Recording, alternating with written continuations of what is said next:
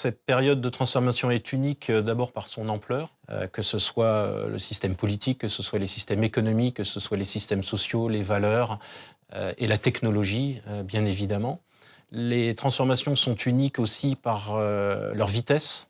Le monde change vite et ensuite par leur profondeur, c'est-à-dire qu'on fait face à des changements extrêmement importants.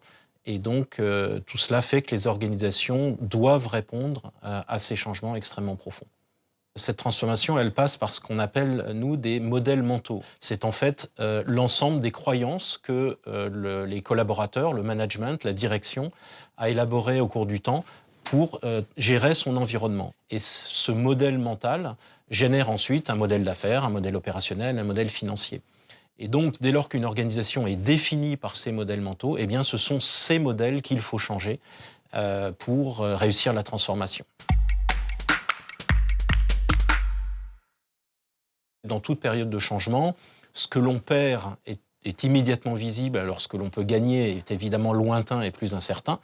Et donc les craintes sont normales. Et également, on a un paradoxe qui est que ce qui a fait la réussite des organisations parfois pendant très longtemps, eh bien, peut contribuer à leur échec futur si on continue à faire la même chose alors que le monde a changé. Donc la dimension RH, elle est absolument centrale dans la transformation des organisations. Historiquement, quand on regarde l'évolution du management, cette évolution s'est toujours faite en réponse à des défis de l'environnement. C'est l'invention de la grande organisation, c'est tout le champ de l'innovation. Chaque fois qu'il y a une transformation profonde à l'extérieur, il doit y avoir une transformation de la façon dont on manage l'organisation. Donc les gens qui rejoignent aujourd'hui les organisations, donc plutôt les jeunes, ont des valeurs, des attitudes et des attentes différentes.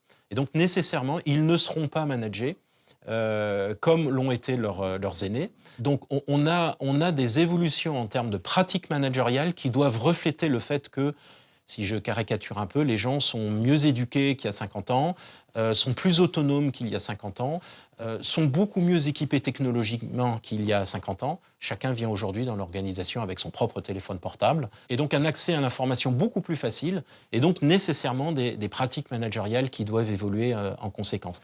Mais qui sont aujourd'hui à inventer, elles sont loin d'être évidentes. Et par exemple, dire « il n'y aura plus de managers dans les entreprises », à mon sens, n'est pas exact. L'idée fondamentale, c'est précisément que la transformation nécessite une nouvelle compétence managériale. Une transformation, c'est un processus qui est assez long.